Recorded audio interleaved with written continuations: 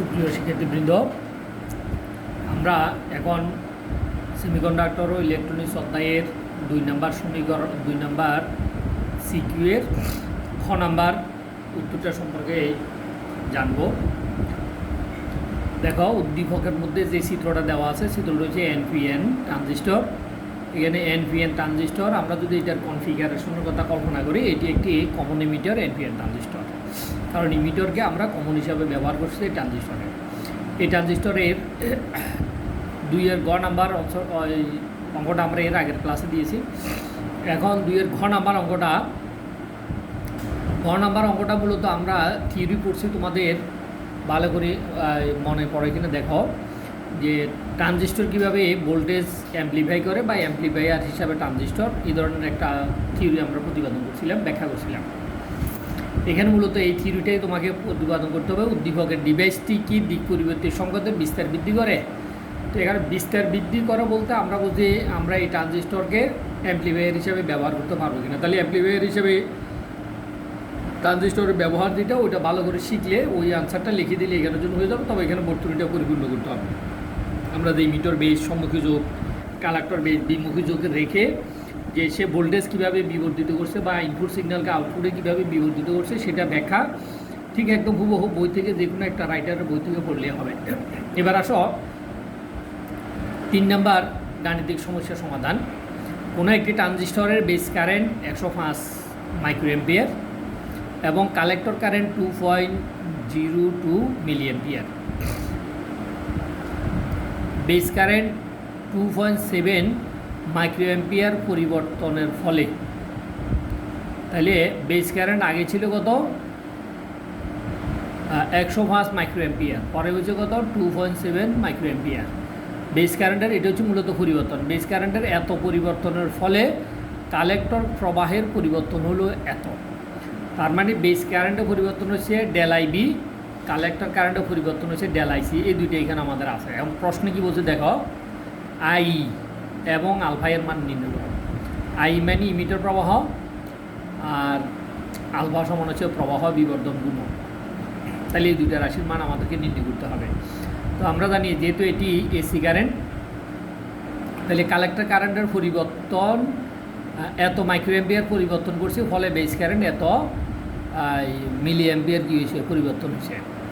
এটা আছে মাইক্রোতে, এটা আছে মিলিতে। এখন আমরা হয় মিলিকে মাইক্রোতে নিয়ে যাইতে হবে, না হয় মাইক্রোকে মিলিতে আনতে হবে। এখন এখানে যদি আমরা মাইক্রোকে মিলিতে নিতে চাই, তাহলে আমরা জানি 1 মাইক্রো সমান হচ্ছে কত?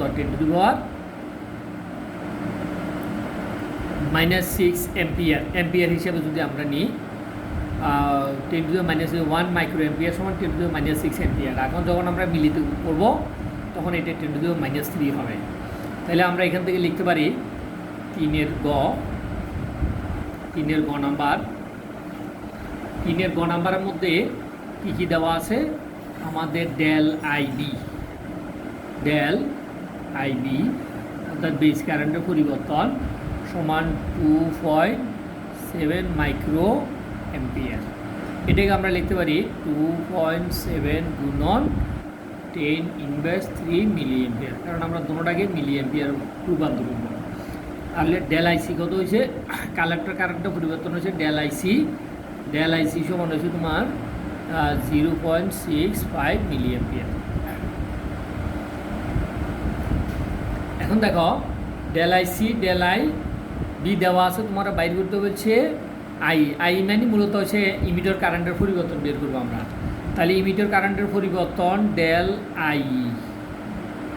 ডেল আই ই সমান আমরা জানি কি? Del I B plus del IC, অর্থাৎ বেস কারেন্ট কালেক্টর কারেন্টের সমষ্টি হচ্ছে ইমিটার কারেন্ট। এখন এখানে মান বসায় দাও। এটা হচ্ছে কত? 2.7 গুণন 10⁻³ যোগ বেস কারেন্ট পাইছে কত? 0.65। এটা ব্রেকেটে বাইরে দিয়ে দুটোটা মিলিঅ্যাম্পিয়ার একক আছে। তো এখন এখানে আমরা দেখা যাচ্ছে এটাকে আমরা এরকম লিখতে পারি 0.027 প্লাস 0.65, এটাকে আমরা এইভাবে লিখতে পারি মিলি অ্যাম্পিয়ার। এখন আমরা যদি যোগ করি, যোগ করলে আমরা কী পাবো 0.6527 মিলি অ্যাম্পিয়ার। তাহলে এটা হচ্ছে ইমিটার কারেন্টের এই পরিবর্তন। তোমরা ক্যালকুলেটর দিয়ে হিসাব করে দেখবা কোনো হিসাবে ত্রুটি আছে কি না। আমি মুখোমুখি করতেছি, হয়তো ক্যালকুলেটারে যদি এটার কোনো পরিবর্তন আসে সেটা ভালো করে হিসাব করে দেখে যদি পরিবর্তন হয় তাহলে পরিবর্তন যেভাবে আসে ক্যালকুলেটারে সেটাই লিখবা। তাহলে এখন দেখো আমরা ডেল আই এর মান নির্ণয় করছি, অর্থাৎ বেস কারেন্টের ইমিটার কারেন্টের কত পরিবর্তন হয়েছে এবার বের করতে বলছে আলফার মান নির্ণয় করো। দেখো এখানে বলছে কি আলফার মান নির্ণয় করো। তো আমরা জানি আলফা সমান del I C divide by del I. Alpha সমান অর্থাৎ প্রবাহ বিবর্তন গুণক আলফা সমান ডেল আই সি, এটি হচ্ছে আমাদের সূত্র del I B, del I E, del I C plus del I, অর্থাৎ কালেক্টর কারেন্টের পরিবর্তন ইমিটার কারেন্টের পরিবর্তনের অনুপাতকে আমরা নাম দিয়েছি গিয়ে প্রবাহ বিবর্তন গুণক। তো এখন আমরা মানগুলো বসাই দিই। ডেল আই সি এর মান আমরা কত পাইছি 0.65, আর ডেল আই এর মান আমরা কত পাইছি, ডেল আই এর মান এখানে যা পাইছ 0.6527। যেহেতু প্রবাহ বিবর্তন গুণক একই জাতীয় রাশির অনুপাত, তাহলে অতএব এর কোনো একক নাই। এইটা দিয়ে এটারে তোমরা ভাগ করবা, ভাগ করে ক্যালকুলেটরে যে অ্যান্সারটা পাও এটা হচ্ছে তোমার সঠিক অ্যান্সার, এটা তোমরা অ্যান্সারটা লিখে দিবে। ঠিক আছে, এখন এবার আসো 3-এর ঘ নাম্বার। 3-এর ঘ নাম্বারে কী বলছে একটু ভালো করে দেখো, প্রশ্নটা ভালো করে উদ্দীপকটা পড়ে দেখো।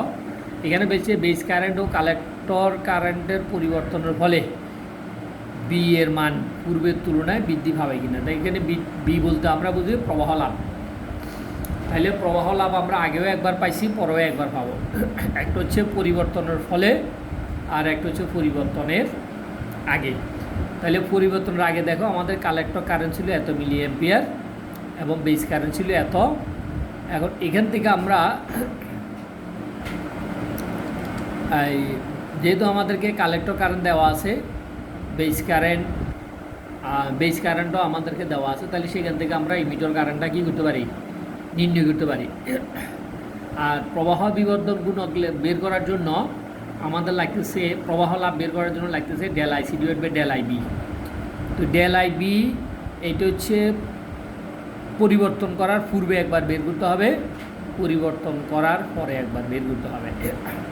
তাহলে পরিবর্তন করার আগে আমার ডেল আই সি সমান ছিল কত, ডেল আই সি সমান ছিল কালেক্টর কারেন্ট এত মিলি অ্যাম্পিয়ার ছিল 2.05, আর বেস কারেন্ট ছিল এত মাইক্রো অ্যাম্পিয়ার। তাহলে বেস কারেন্টকে আমরা মাইক্রোকে মিলিতে রূপান্তর করে, তাহলে 3-এর ঘ।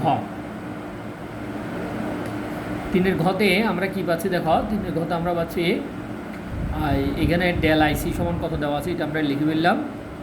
ডেল আইসি সমান আমাদের উদ্দীপকে দেওয়া আছে কালেক্টর কারেন্ট 2.05 মিলি অ্যাম্পিয়ার, আর বেস কারেন্ট দেওয়া আছে আমাদের কত 105 micro ampere. Del I B সমান হচ্ছে কত 105 মাইক্রো অ্যাম্পিয়ার।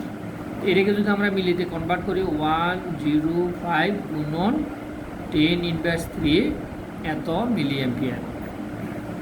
কারণ মাইক্রোকে আমরা অ্যাম্পিয়ারে নিলে 10⁻6 হতো, মিলিতে নিলে 10⁻³ হবে।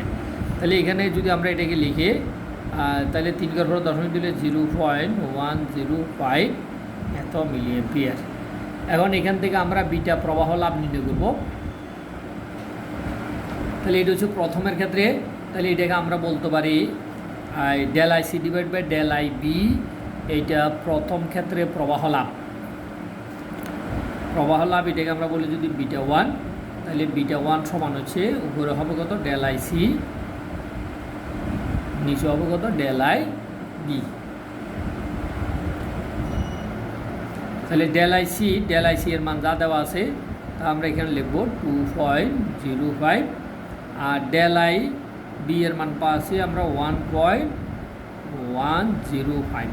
তাহলে এটাও একই জাতীয় রাশির অনুপাত, তাহলে তার কোনো একক থাকবে না। এইটা হচ্ছে প্রবাহ লাভ। এখন এই প্রবাহ লাভটা বিটা, এরপরে তোমাকে বলছে বেস কারেন্ট কালেক্টর কারেন্টের পরিবর্তনের ফলে বি এর মান পূর্বের তুলনায় বৃদ্ধি পাবে কিনা। তাহলে আমরা প্রথমে এটা পাইছি, এখানে ক্যালকুলেশন করে বিটা 1 এর মান তোমরা নির্ণয় করবা, এখান থেকে আমরা বিটা 1 পাবো। এরপরে কারেন্টের পরিবর্তনের ফলে সেখান থেকে আমরা আবার আলফা পাইছি, আলফা আমরা গ থেকে পাইছি। তো গ থেকে আমরা জানি পরিবর্তনের ফলে আলফা সমান পাইছি কত 0.6527 এত মিলি অ্যাম্পিয়ার। এই ক্ষেত্রে এইখানে ভাগ করে ক্যালকুলেশন করে যে রেজাল্টটা পাওয়া তা এখানে বসাবা। এখানে আমরা বিটা এর একটা মান পাবো। এরপরে বিটা টু হচ্ছে পরিবর্তনের ফলে। তাহলে পরিবর্তনের ফলে আমরা এখান থেকে আলফা এর মান এর আগে বের করছি, তাহলে বিটার সাথে আলফার একটা সম্পর্ক আছে আমরা জানি alpha divided by 1 minus alpha. এটা হচ্ছে পরিবর্তনের ফলে যেটা আমরা আগে গতে নির্ণয় করছিলাম।